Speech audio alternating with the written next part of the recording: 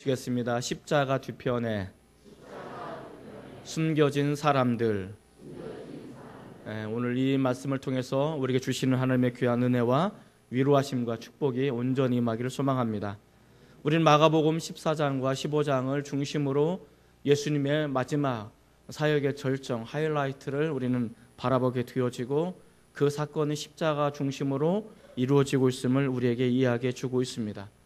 맨 처음에 우리는 십자가 앞에 선 사람들의 풍경을 바라보게 되었고, 지난번에 우리는 십자가를 따라가는 사람들의 모습도 살펴보게 되었습니다. 이제 십자가의 완성인 마지막 부분, 십자가 뒤편에 숨겨진 사람들에 대한 이야기를 살펴보고자 합니다. 십자가 앞에 드러나지 않은 사람들, 오히려 십자가 뒤편에 가려진 숨겨진 사람들의 이야기. 이들의 일상은 잘 드러나지는 않지만 마지막 결정적인 순간에 십자가 사건을 완성하는 그런 사람들이었음을 이해하게 주고 있다는 것입니다. 십자가의 뒤편에 숨겨졌다는 말은 나름대로 의미가 담겨져 있습니다. 평상시에는 자신을 잘 드러내지는 않지만 정말 결정적인 그 순간, 가장 중요한 순간에 역사의 무대에 등장해서 십자가 사건을 완성하고 자신의 정체성을 그대로 드러나는, 역사의 무대 앞에 뚜벅뚜벅 걸어나간 그 사람들의 이야기. 이 숨겨진 사람들은 누구일까? 성경은 두 사람의 이름을 우리에게 소개해 주고 있습니다. 하나는 아리마대 사람 요셉이란 사람과, 또 하나는 밤중에 주님께 찾아갔던 사람 니고데모라는 두 사람의 이야기. 이 두 사람의 이야기를 통해서 십자가의 뒤편에 숨겨진 사람들은 어떤 사람들이고, 이 사람들은 마지막에 어떻게 쓰임을 받게 되었는가, 이것을 성경을 통해서 살펴보고자 합니다. 그렇다면 십자가 뒤편에 숨겨진 이 사람들의 특징, 첫 번째 특징은 무엇일까? 이들은 연약한 사람들이었다라는 것을 보여줍니다. 첫 번째 특징은 연약한 사람들이었습니다. 한번 따라해 볼까요? 이들은 연약한 사람들이었습니다. 근데 처음부터 이들이 연약한 모습을 가지고 있는 것은 아닌 것처럼 보여집니다. 우리가 잘 아는 것처럼 마가복음 15장 43절, 이 43절을 우리가 계속해서 읽어볼 것입니다만은 한번 먼저 읽도록 하겠습니다. 자, 시작.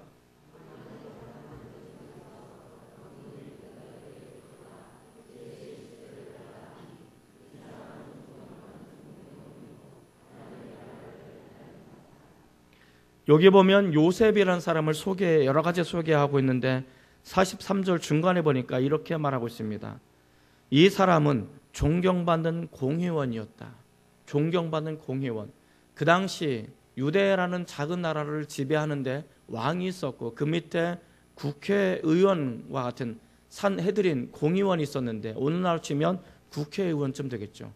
그 산헤드린 의원의 총 인원은 70명이었습니다. 그 중에 한 사람이 바로 아리마대 사람 요셉이었고, 그는 존경받는 사람이었다. 그리고 누가복음에 보면 그는 부자였다라고 말합니다. 그냥 부자가 아니라 무지막지한 부자였다. 조그만 부자가 아니라 큰 부자였음을 우리에게 이야기해 주고 있습니다. 또 그를 이렇게 소개하고 있습니다. 누가복음에 보면 그는 선하고 의로운 사람이었다. 선하다라는 것은 좋은 성품을 가지고 있다. 의로운 사람이라는 것은 하나님의 말씀, 율법을 연구하고 율법을 지키는 사람이었다. 정직한 사람이었다라는 것을 우리에게 이야기해 주고 있습니다. 요셉은 사람들로부터 존경받는, 덕망 있는, 그래서 자신이 가지고 있는 물질을 연약하고 가난한 사람들에게 나누어 주고 섬기는 그런 사람들. 그래서 그 당시 대부분의 사람들이 인정받지 못하고 또 사랑받지 못했지만, 그 중에 유일하게 이 사람은 그 많은 사람들로부터 인정받고 사랑받고 존경의 대상만큼, 그만큼 그 사람의 삶은 가치가 있는 삶을 살았다라는 것을 우리는 알 수 있습니다. 그런데 요한복음 19장 38절에 보면 이렇게 말하고 있습니다. 아리마대 사람 요셉은 예수의 제자다. 그는 예수의 제자였다라고 말합니다. 그는 부자였고 선하고 의로운 사람이었고 존경받는 공의원이었습니다. 그리고 마지막으로 그는 예수의 제자였다라고 말합니다. 그리고 이렇게 기록하고 있습니다. 아리마대 사람 요셉은 예수의 제자이나 유대인이 두려워 그것을 숨기더니, 유대인들이 무서워서, 유대인들이 두려워서 그것을 숨겼다. 여기서 말하는 그것은 무엇을 의미할까요? 그가 예수님의 제자라는 사실. 그러면 이 아리마대 사람 요셉은 유대인들이 무서워서, 두려워서 내가 예수님의 제자라는 것을 드러내지 못하고 있다는 것을 이야기해 주고 있습니다. 그 당시 이 유대 지도자들, 권력을 잡고 있는 이 사람들은 예수님을 어떻게 죽일까 모의를 꿈꾸고 있는, 그래서 마지막으로 예수님 십자가 넘겨주도록 결정적인 역할을 했던 사람들이 바로 그 당시 지도자들이었음을 우리는 알게 되어집니다. 예수님과 유대인 지도자들은 아주 상극처럼 서로 대립적인 관계였다. 바로 그렇게 어떻게 하면 예수님을 죽일까 모의하는 그 사람들 앞에 내가 예수님의 제자요, 나 예수 믿는 사람이요, 나 예수님을 추종하는 사람이요 라고 말할 수는 없었다라는 것입니다. 왜냐하면 이 요셉이라는 사람은 너무나 많은, 잃을 것이 많은 사람이었다는 거예요.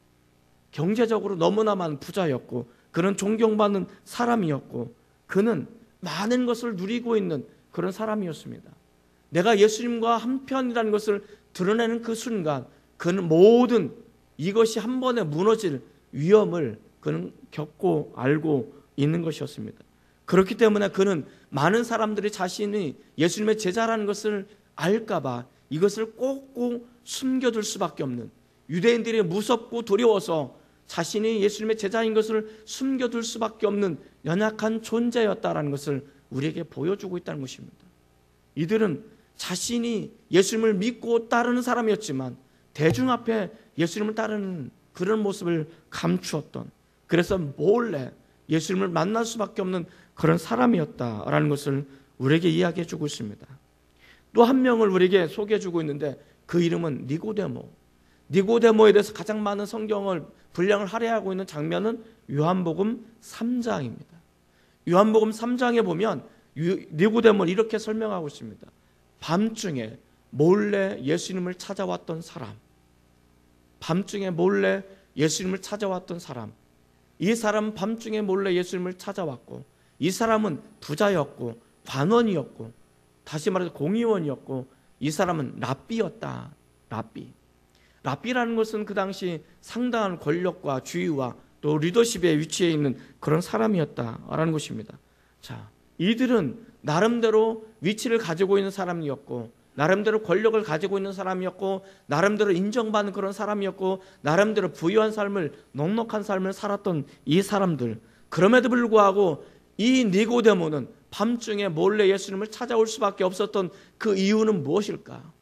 만약에 내가 낮에 당당하게 예수님을 찾아가고 많은 사람들이 내가 예수님을 만나는 것을 알고 예수님께 배움을 청하는 것을 알았다면 많은 유대인들이 이 니고데모를 왕따시켰을 것이고 니고데모를 축출했을 것이고 그 기득권 상류 사회로부터 니고데모를 받아들이지 않고 거절하지 않았을까?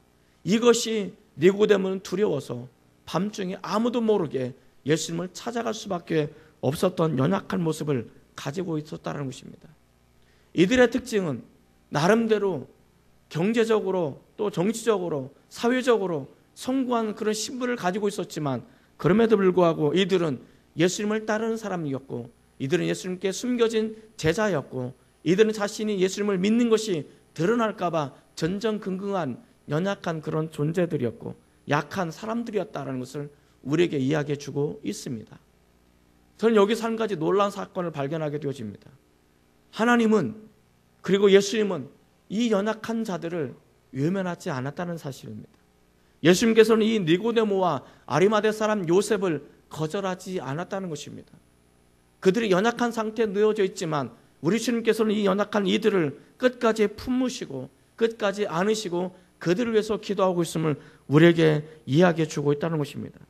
예수님께서 이들을 놓지 않으시고 마지막 순간까지 이들을 품고 기도하고, 그리고 언젠가는 이들이 당당하게 역사의 무대에 드러날 것을 기대하면서 이들에게 관심과 애정을 가지고 있는 것이 바로 우리 주님의 모습이었다는 것을 이야기해 주고 있습니다. 우리는 때로 나도 예수님을 믿는 사람들로서, 나도 예수님의 제자로서 많은 사람들에게 당당하게 내 정체를 드러내고 정말 어느 곳에든지 떳떳하게 하나님의 자녀됨을 고백하고 내가 하나님 위해서 헌신하는 그런 삶을 살고 싶은 열망이 우리 안에 있을 것 같습니다. 그러나 때로는 내가 예수님을 믿는 사람이라고, 내가 교회를 다니는 사람이고 내 자신을 드러내는 그 결과로 인해서 나는 더 많은 윤리적인 도덕적인 책임을 져야 되고, 많은 사람들이 교회를 비판하고 하나님을 믿는 사람을 비난하게 되어질 때 그 비난을 감당하지 못하기 때문에 오히려 이것을 숨겨둔, 그래서 교회는 나오고는 있지만 예수님을 믿고는 있지만 굳이 이것을 내가 스스로 드러내지 않고 숨겨둔 채로 연약한 모습으로 살아가고 있는 우리들의 모습은 이들의 모습과 별반 다를 바가 없다라는 것입니다.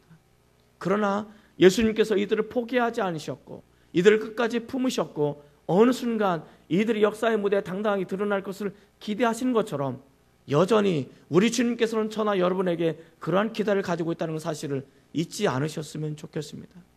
언젠가 우리는 연약하지만, 지금 내 자신에 대해서 떳떳하지 못하지만, 지금 내가 연약할 수밖에 없고 무너질 수밖에 없고 상처 입을 수밖에 없는 그런 약한 존재이지만, 그러나 우리 주님께서 나를 포기하지 않고 나를 위해서 여전히 위에서 기도하고 있다면 나는 어느 순간 당당하게 일어설 것을 우리는 믿습니다.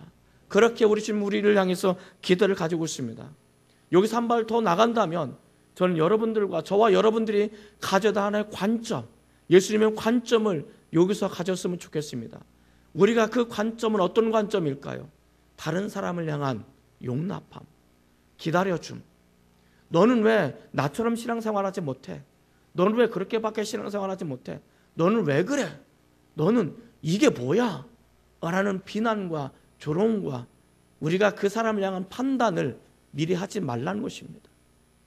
지금 나처럼 네가 연약한, 나처럼 그렇게 헌신하지 못한다 할지라도, 그리고 당당하게 내가 예수 믿는 사람이라는 걸 고백하지 못한다 할지라도 기다려주고 품으시고 그들을 끌어안는 그런 모습들이 우리에게도 필요하다는 사실입니다.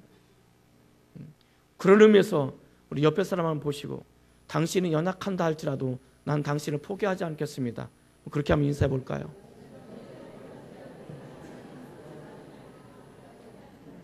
자, 여러분, 너는 왜 이래? 너는 이거밖에 못돼? 라고 손가락질하고 비난하기는 쉽습니다. 그러나 그런 연약한 모습을 가진 형제와 자매를 향해서 내가 당신을 위해서 품고 기도하겠습니다. 언젠가 당신의 역사의 무대에 당당히 서는 그날을 나는 주목하면서 바라보면서 기대함을 가지면서 난 당신을 위해서 끝까지 기도하겠습니다. 이렇게 고백할 수 있는 우리 모두가 되시기를 주님의 이름으로 축원을 드립니다. 십자가 뒤편에 숨겨진 이 사람들의 두 번째 특징은 무엇일까? 이들은 진리에 대한 목마름이 있는 사람들이었습니다. 한번 따라 볼까요? 진리에 대한 목마름이 있는 사람들이었습니다.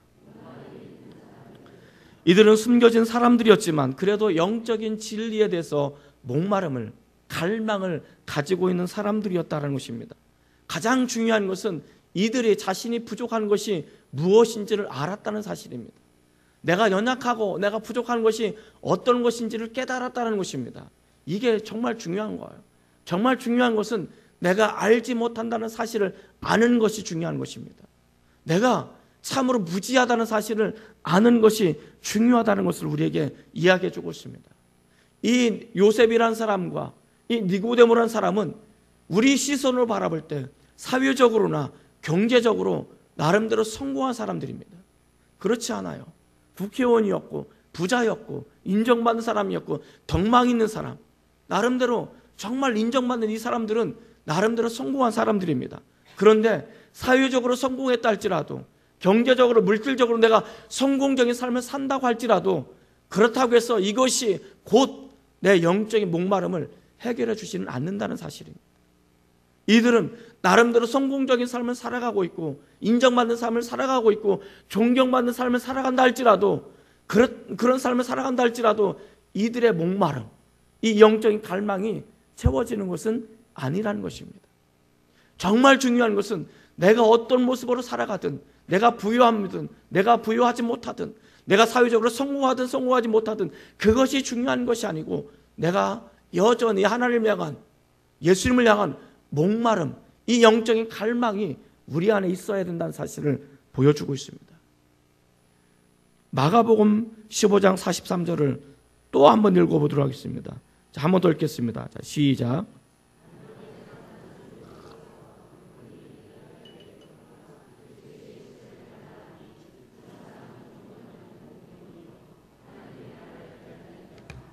자, 요셉에 대해서 우리가 많이 설명을 드렸습니다. 부자였다. 선하고 이로운 사람이었다. 존경받는 공의원이었다. 그런데 이 마지막 부분에 뭐라고 말합니까? 그는 하나님의 나라를 기다리는 자다. 하나님의 나라를 기다리는 사람. 경제적으로, 사회적으로, 신분적으로 성공한 삶을 살고 있었지만 그는 여전히 영적인 목마름, 채워지지 않은 영적인 갈망을 가지고 하나님의 나라가 자신에게 임하기를 기다리고 있는 사람이었다는 것을 우리에게 이야기해 주고 있습니다. 니고데모는 어떠합니까?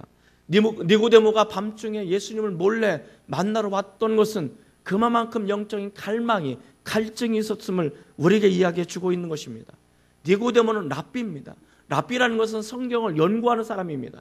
성경을 연구하고 성경을 가르치는 사람이었습니다. 그런데 이가 구약 성경을 연구하면 연구할수록, 가르치면 가르칠수록 정말 채워지지 않는 그 갈증이 있는 것입니다.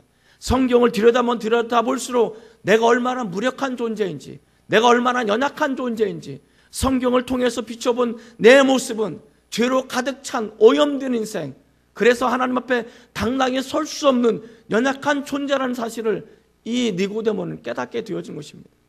성경을 알면 알수록, 성경을 파면 팔수록, 하나님께 가까이 가면 갈수록 자신에게 드러나는 이 죄악된 모습들, 자신의 연약한 모습들, 내가 나름대로 성공적인 그 모든 삶을 살아간다 할지라도 이것이 그리 중요한 것이 아니고, 내가 하나님 앞에 섰을 때 당당하지 못할 수밖에 없는, 연약한 모습을 가질 수밖에 없는, 죄된 모습을 가질 수밖에 없어서 무력감에 빠질 수밖에 없는 이 사람이 니고데모였다는 것입니다. 그래서 그는 구원에 대한 갈증이 너무나 커서, 영적인 갈증이 너무나 커서 이걸 해결할 수 없어서 밤중에 몰래 예수님께 나온 것입니다. 그래서 묻습니다. 선생님, 내가 어떻게 하여야 영생을 얻을 수 있습니까? 내가 어떻게 하여야 구원을 받을 수 있습니까? 나는 성경에 정통한 사람이었고, 나는 성경을 알면 알수록 내가 내 스스로를 어떻게 해볼 수 없는 무력한 존재라는 것을 난 알게 되어지는데, 나는 어떻게 하면 좋을까요? 내가 이 영적인 갈망을 어떻게 하면 좋겠습니까? 라고 묻는 거예요. 우리가 여기 사는 가지 알 수 있는 것이 무엇입니까? 우리가 여기 사는 가지 알 수 있는 것은, 우리가 사회적으로, 물질적으로, 신분적으로 성공한 삶을 살고 있다 할지라도 예수님을 만나지 않으면, 예수님을 경험하지 않으면, 내가 인격적으로 우리 주님의 십자가를 경험하지 않으면 우리는 여전히 영적인 목마름으로, 영적인 갈증의 상태로 살아갈 수밖에 없다는 사실을 보여주고 있는 것입니다. 가장 중요한 것은 내가 예수님을 만나야 되는 것입니다. 내가 예수님을 만나기 전에는 아무 의미가 없는 것입니다. 내가 성령을 경험하지 않고 성령 충만하지 않으면 아무런 의미가 없는 그런 삶을 살 수밖에 없다는 그 위험성을 우리에게 이야기해 주고 있는 것입니다. 사랑하는 성도 여러분, 우리 안에는요, 갈망의 방이 있습니다. 욕망의 방이 있습니다. 파스칼은 그 팡세라는 그 책에서 인간의 마음속에는 욕망이라는 방이 있는데, 이 욕망의 방을 어떤 것으로 채우든 채워지지 않는 것입니다. 세상의 바닷물로 다 채워진다고 할지라도 이 욕망의 방은 채워지지 않습니다. 오직 전능하신 그 하나님, 우리 주님이 그 방에 들어가야만이 그 방은 채워진다고 설명하고 있습니다. 우리 안에는요, 예수님을 경험하기 전에는, 내가 인격적으로 하나님을 만나기 전에는, 내가 성령님을 경험하기 전에는 우리는 채워지지 않는 욕망의 방이 있습니다. 갈망할 수밖에 없습니다. 우리 주님을 만나야 되는 이유가 바로 여기 있는 것입니다. 내가 예수님을 경험하고 십자가를 경험하고 성령을 경험하게 되어질 때 비로소 우리는 진정한 영적인 만족을 누릴 수 있는 것입니다. 우리가 그렇게 말하잖아요. 하나님, 난 당신 한 분만으로 만족을 누리기를 원합니다. 나는 하나님으로 인해서 만족을 내가 누리기를 원합니다. 내가 하나님을 경험하고 내가 하나님을 만나고 우리 주님의 십자가를 경험하게 되어질 때 비로소 우리는 영적인 만족, 영적인 차족을 누릴 수 있음을 이야기해 주고 있습니다. 정말로 예수님은 내 인생 가운데 필요한지를 한번 물어보시기 바랍니다. 세상과 사탄은 우리에게 유혹을 합니다. 야, 뭐 그렇게 어렵게 예수 믿어? 쉽게 예수 믿어도 되잖아. 뭐 그렇게 믿는다고 해서 일주일에 한 번만 교회 간다고 해서 네가 구원의 취소가 돼? 네가 헌신 뭐 뼈 빠지게 일을 하지 않는다고 해서 교회를 헌신하지 않는다고 해서 뭐 네가 구원의 취소가 돼? 아니잖아. 그러니까 좀 누릴 거 누리고 즐기면서 살아가. 그래도 너는 하나님의 자녀잖아. 52번 주일 예배 꼭 드려야 돼? 바쁘면 못 드릴 수도 있잖아. 한 번쯤 여행 갈 수도 있잖아. 한 번쯤은 또 안 나갈 수도 있잖아. 이런 유혹을 갖게 되는 것입니다. 그런데 있잖아요. 정말 중요한 것은 그런 마을에 우리가 넘어가서 세상 속에서 내가 만족을 누리고 세상 속에서 내가 어떤 것을 누리려고 하는 그 순간 우리는 위험에 빠지게 되어집니다. 그 순간 우리는 물어봐야 됩니다. 나는 예수의 제자인지 아니면 세상의 제자인지, 내가 예수님으로 인해서 영적인 만족을 누리려고 하는지 아니면 세상 그 어떤 것으로 내가 만족을 누리려고 하는지, 나는 어떤 것을 추구하고 있는지를 살펴봐야만 되는 것입니다. 정말 무서운 것은 내가 예수님으로 인해서 만족을 누리기보다는 세상의 그 어떤 것을 통하여 내가 만족을 누리고 싶은 유혹들이 내 안에도 우리 안에도 다 있다는 것입니다. 이 무서운 유혹을 이겨 나가시기를 주 이름으로 축원을 드립니다. 정말 예수님을 만나지 않고서는 견딜 수 없는 진리에 대한 영적인 목마름을 가지고 주님 앞에 설 수 있는 저나 여러분이 되시기를 주의 이름으로 축원을 드립니다. 십자가 뒤편에 숨겨진 사람들의 특징 세 번째, 마지막은 무엇일까요? 이들은 결단의 용기를 가진 사람들이었습니다. 한번 따라해볼까요? 결단의 용기를 가진 사람들이었습니다. 이들은 연약해서 숨을 수밖에 없는 제자들이었습니다. 그럼에도 불구하고 영적인 목마름을 가지고 있었던 제자들이었습니다. 그리고 이들의 마침내 이들은 모든 비겁함을 벗어버리고 모든 두려움을 벗어버리고 역사의 무대로 뚜벅뚜벅 드러나가는 그런 모습을 우리에게 이야기해 주고 있습니다. 이러한 결단과 용기를 가진 십자가의 뒤편에 숨겨진 이 사람들, 가장 결정적인 순간에 가장 절호의 찬스에 역사의 무대에 드러나서 십자가를 완성한 이 사람들, 이러한 주님의 제자가 되었으면 좋겠습니다. 누가복음 23장 51절에 보면 이렇게 기록하고 있습니다. 그들의 결의와 행사에 창성하지 아니한 자라. 그는 유대인의 동네 아리마대 사람이요 하나님의 나라를 기다리던 자라. 70명의 국회의원이 있었습니다. 70명의 공의원이 있었습니다. 이들은 마지막 순간 모여서 회의를 하기 시작합니다. 예수님을 십자가의 죽도로 넘겨주자, 예수님을 죽음에 넘겨주자라고 결의하는 그 순간 이 70명 중에 유일하게 2명만 제외하고 68명이 찬성표를 던지게 된 것이죠. 그 반대했던 2명의 사람은 요셉이라는 사람과 니고데모라는 사람입니다.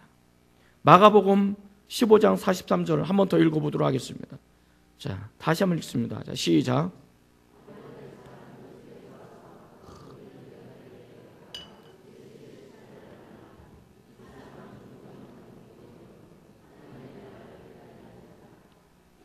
예, 43절 중요한 단어를 찾으라면 이제 못 찾겠죠. 하도 많아가지고. 자, 우리가 여기서 마지막으로 주목해야 될 단어는 당돌히라는 단어입니다. 당돌히. 이 당돌히라는 단어는 용감하게라는 뜻이 내포가 되어 있습니다. 이제 요셉이라는 사람은 예수님의 죽음을 목격하고 당당하게, 당돌히, 용감하게 빌라도 앞에 나가서 예수님의 시신을 달라고 요청하는 것입니다. 한번 생각해 보시기 바랍니다. 한때는 예수님과 길을 가다가 예수님의 제자인 것이 너무나 뿌듯하고 자랑스러웠던 이 사람들, 그래서 마침내 나는 주님이 가는 그 길을 내가 따라가겠습니다라고 고백했던 이 사람들, 그리고 마지막 그 순간에 나는 예수님과 함께 죽을 거예요, 모든 사람들이 다 버려도 나는 주님을 마지막 순간까지 따르겠습니다라고 다짐하고 다짐했던 이 사람들이 마침내 예수님과 엮이기 싫어서 다 도망했던 도망의 자리, 마지막 이 예수님과 엮이게 되어지면 자신의 운명이 바람 앞에 촛불처럼 꺼지지 않을까, 자신의 모든 것을 가지고 있는 것을 다 빼앗기지는 않을까 두려웠기 때문에 다 떠나갔던 사람들이었습니다.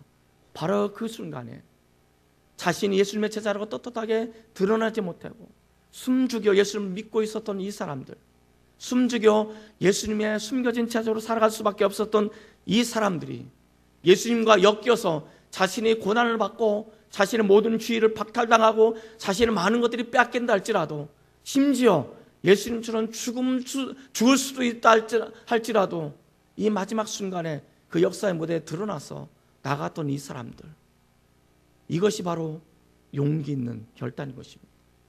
담대하게, 당돌하게 이 요셉과 니고데모는 예수님의 시신을 탈라고 요청했던 사람들이었음을 우리에게 이야기해 주고 있습니다. 우리는 생각해 봐야 됩니다. 그렇다면 이 아리마대 사람 요셉으로 하여금 자신의 모든 것을 잃어버릴 위험이 있음에도 불구하고 그렇게 당돌히 담대하게 나가서 예수님의 시신을 달라고 할 수 있는 용기는 도대체 어디에서 났을까? 밤중에 몰래 예수님을 만나러 나올 수밖에 없었던 연약함을 가지고 있었던 이 니고데모가 모든 향료를 가지고, 모든 장례 비용을 가지고 당당하게 예수님의 시신 앞에 나갈 수 있었던 이 용기는 어떤 것으로 설명될 수 있을까? 정말 중요한 것은 이들은 깨달은 것입니다. 이들은 알았던 것입니다. 그동안 숨겨진 제자로 살았지만 이제는 더 이상 숨겨진 제자로 살아갈 수 없다는 사실을 이들은 깨달은 것입니다. 그들은 엄연한 하나님의 부르심 앞에 자신들이 서야 된다는 사실을 이들은 깨달은 것입니다. 그리고 바로 이 순간을 위해서 자신들이 존재한다는 사실을 깨달은 것입니다. 이것이 얼마나 중요한 행위인지 아십니까? 바로 내가 이때를 위해서 내가 존재했구나라는 것을 깨닫게 된 거예요. 한번 생각해 보십시다. 예수님이 십자가에 죽으셨어요. 여전히 시신은 하늘 높이 십자가에 못 박혀 그냥 있는 거예요. 바로 그러한 순간에 나처럼 쥐뿔도 없는 사람이 가가지고 빌라도 앞에 나가가지고 예수님의 시신을 달라면 주겠습니까? 생각해 보세요. 아무것도 없는 사람이, 쥐뿔도 없는 사람이 빌라도 앞에 가기나 갈 수 있었을까요? 못 갔을 거예요. 아마 애시당초 대문에서 쫓겨났을 거예요. 그런데 생각해 보시기 바랍니다. 이 아리마대 사람 요셉을, 그 말을 함부로 거절할 수가 없는 위치에 이 사람이 있었던 거예요. 이 사람은 공의원이었어요. 국회의원이었단 말이에요. 그리고 이 사람은 얼마나 많은 존경을 받는지, 많은 사람들이 이 사람 한마디에 그 귀를 들을 수밖에 없는, 그리고 이 사람이 요청하면 그 요청을 거절할 수 없는 그런 존경받는 위치에 이 사람이 있었단 말이에요. 그리고 이 사람은 무지막지한 부자였어요. 그러니까 그런 신분을 가지고 빌라도 앞에 나갈 수 있지 않겠어요? 아무나 빌라도 앞에 나갈 수 있는 게 아니에요. 그런 삶의 포지션이 있기 때문에, 위치에 있었기 때문에 이 사람 빌라도 앞에 나갈 수가 있었던 것입니다. 그리고 덕망이 있고 존경받는 사람이었기 때문에 그의 말을 기꺼이 빌라도가 들을 수가 있었던 것입니다. 바로 이때를 위해서 이 사람들이 자신이 존재한다는 사실을 깨달은 거예요. 이때를 위해서 하나님께 나에게 부여함을 허락하셨고, 이때를 위해서 하나님께 나에게 공연하는 것을 주셨고, 이때를 위해서 하나님께 나에게 하나님의 선하고 존경받는 위치에 살게 만드셨다는 사실을 깨달은 것입니다. 그리고 그 마음을 가지고 담대하게 하나님 앞에 나갔던 것입니다. 사랑하는 성도 여러분, 우리는 모르드게와 에스더 이야기를 알고 있습니다.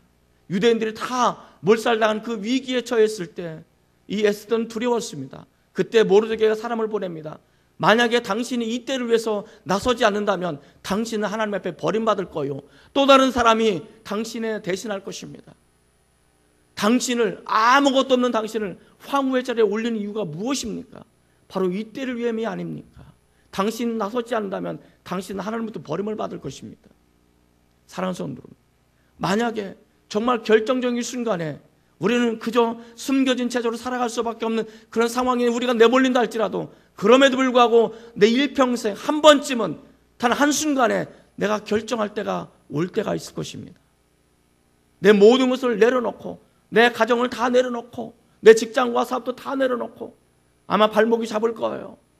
우리 자녀들이 발목을 잡을 것이고, 또 아내가 남편의 발목을 잡을 것이고, 사회적인 직분과 신분이 나의 발목을 잡을 것이고, 내가 가지고 있는 그 위치 때문에 내가 당당하게 나가지 못하도록 발목을 잡을 것입니다. 그러나 그런 순간이 내가 놓여져 있다 할지라도 그 모든 것을 다 내려놓고 다 포기하고 당당하게 예수님 앞에 나가설 수 있는 그 순간이 우리에게 올 때가 있을 것입니다. 바로 그 순간, 우리가 주저하지 마시고 정말 당당하게, 담대하게 예수님 앞에 나가설 수 있는 용기가 저나 여러분에게 있었으면 좋겠습니다. 그런 귀한 은혜가 있어지기를 원합니다. 이들이 우리에게 한번 이렇게 묻는다고 생각해 보시기 바랍니다. 이들이 이렇게 묻습니다. 당신들은 예수님의 제자로 살면서 후회한 적은 없습니까? 예수님을 통해서 구원받았다고 말하면서도 주님을 위해서 무엇인가 결단하고 용기 있게 나가야만 했던 그 순간을 외면한 적은 없으십니까? 이들은 자문자답합니다. 그렇게 묻고 이렇게 대답합니다. 만약에 예수님이 살아계셨을 때 내가 예수님과 함께 길거리를 다니면서 내가 예수님의 제자인 것을 드러내고 예수님께서 정말 하나님 나라 사역을 완성해 나가는 그 순간에 내가 숨겨진 채로 숨은 채로 숨죽여 살아있는 것이 아니고 그 순간에 내가 예수님 곁에서 예수님과 함께 더불어 하나님 나라를 세울 수 있는 예수님의 꿈을 나의 꿈으로 삼고 이것을 이뤄나가는 사람이 되었으면 얼마나 좋았을까라는 아쉬움이 나에게 있습니다. 그러나 하나님의 나라를 이루는 데 있어서는 결코 늦는 법이 없다라고 이분들은 이야기하지 않을까 생각이 되어집니다. 내가 결정적인 순간 나는 주일을 한 번밖에 예배를 드리지 못하는 사람이라 할지라도 나는 세상에 나가서 직장 속에서 사업을 하면서 나는 예수님의 제자라는 것을 떳떳하게 당당하게 드러내지 못하는 삶을 산다 할지라도 누군가 목사님이 전화해서 이것 좀 헌신하시오라는 전화 받기가 두려워서 안 받으려고 하는 그런 상황 속에 내가 놓여 있다 할지라도 그러나 어느 한순간 어느 정점에 오면 내가 정말로 내 인생을 내려놓고 결단할 수 있는 그 순간이 온다면 여러분 그 순간 주님 제가 여기 있습니다. 내가 여기 있습니다. 나를 써 주십시오라고 당당하게 여러분을 드러내놓고 역사의 무대로 전진해 나가시기를 주님 이름으로 축원을 드립니다. 기도하시겠습니다.